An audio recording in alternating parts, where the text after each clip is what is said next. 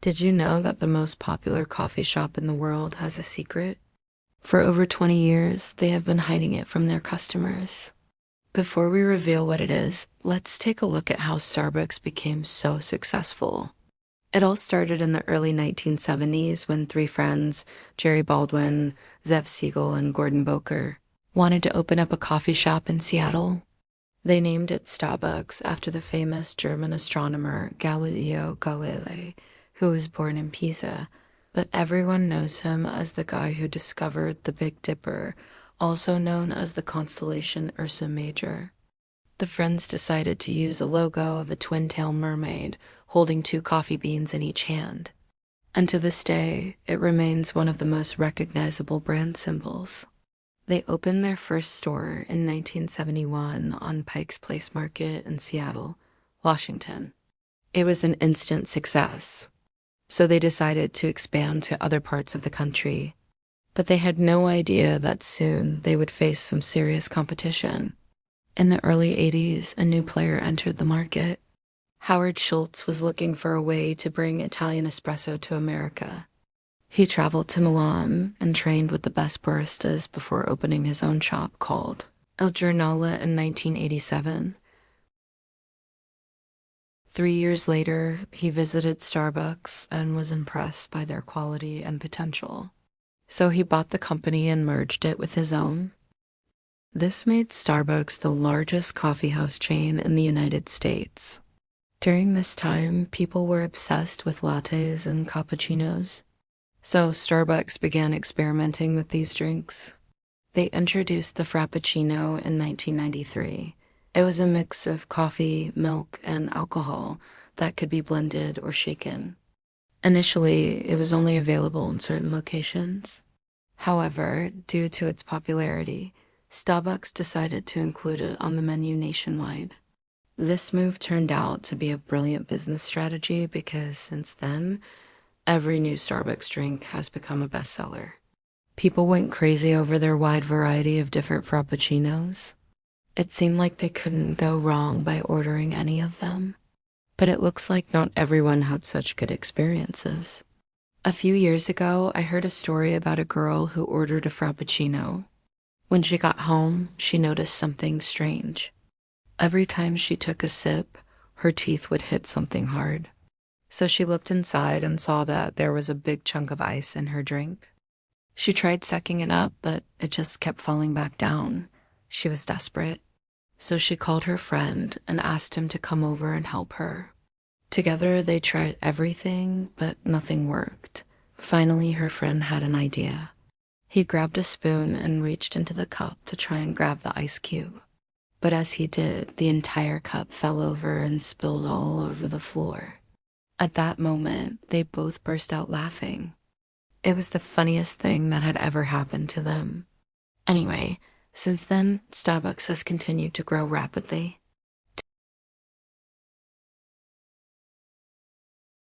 Today, they have more than 33,000 stores in over 80 countries, serving millions of customers every day.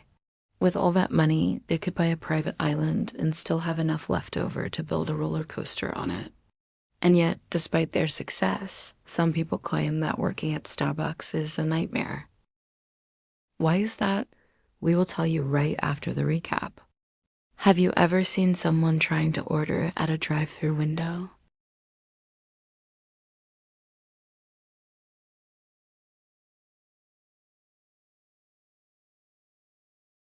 What usually happens next is pure chaos. There are people screaming at each other, cars honking, and orders being messed up. Sometimes it can take 15 minutes or even longer to get your coffee. But imagine if instead of standing in line waiting for your drink, you could pull up to a window, place your order, and drive away with your coffee in less than 60 seconds. That's exactly what the founders envisioned when they created the Starbucks drive-thru, but it wasn't always smooth sailing. In fact, during the early days, drive-thrus caused a lot of problems. First off, there were long lines of cars that would block the road. Plus, the noise from customers yelling at the window could be heard all over town.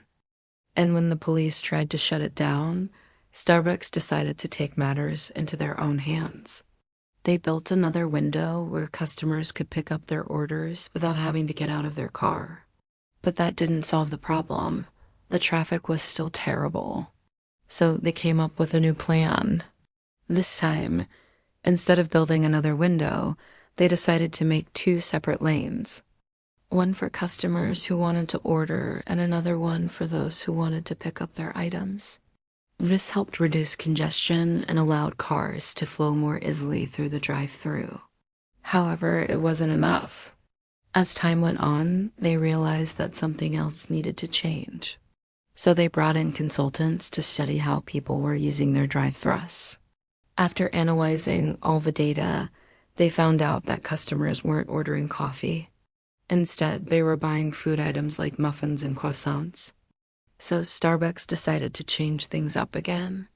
They added a third lane specifically for mobile ordering, which allowed customers to skip the line and pick up their items faster, but this caused a whole new set of problems. For example, people would often forget what they ordered or not pick up their items in time. To solve this issue, Starbucks implemented a new system where customers had to enter their order number when they arrived at the pickup window. This way, employees could quickly locate their order and hand it over without wasting time.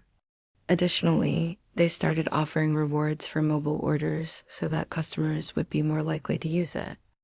All of these changes helped improve efficiency and reduce wait times at the drive-thru. However, some people still prefer to go inside the store and talk to someone face-to-face. But why do some people hate working at Starbucks? You'll be surprised to hear what they say. One former employee revealed the secret that Starbucks has been hiding for over 20 years. According to them, the company has been lying to its customers about something very important.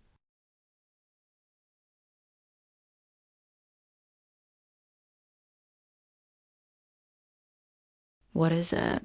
Well, many people believe that Starbucks is committed to providing high-quality products made with fresh ingredients. However, a former barista exposed the truth behind the scenes. Apparently, everything is not as perfect as it seems. The truth is that most of the time the coffee that customers order is not freshly brewed. Instead, it comes prepackaged and ready to go. And when you think about it, it makes sense. Imagine you're running a business with thousands of locations worldwide. It's impossible to brew a fresh pot of coffee every single day. That's why Starbucks buys their coffee from suppliers who already roast and grind the beans for them. They simply heat it up and serve it to customers. The same goes for their food items.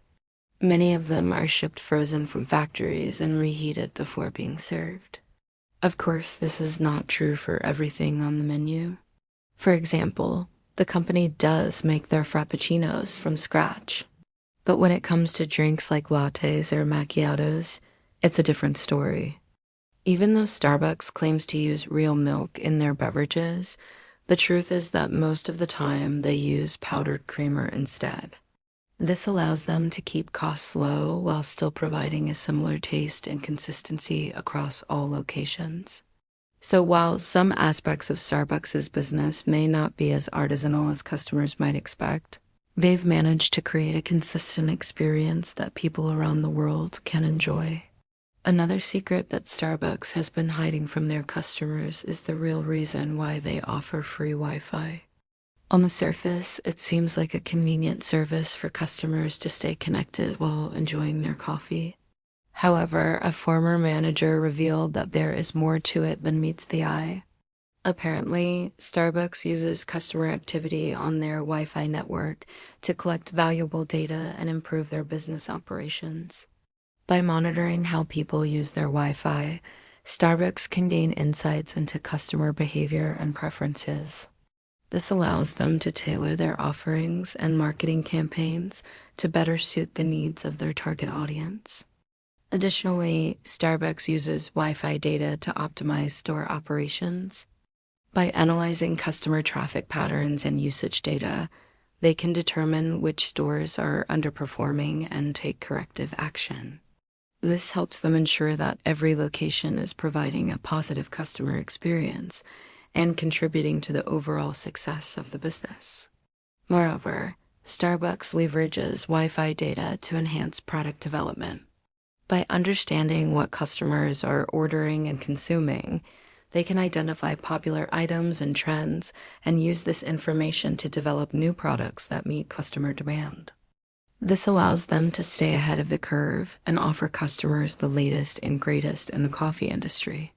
So while it may seem like a simple convenience to offer free Wi-Fi, it's actually a strategic move to gather valuable data and improve their business. Thanks for watching. See you in the next video.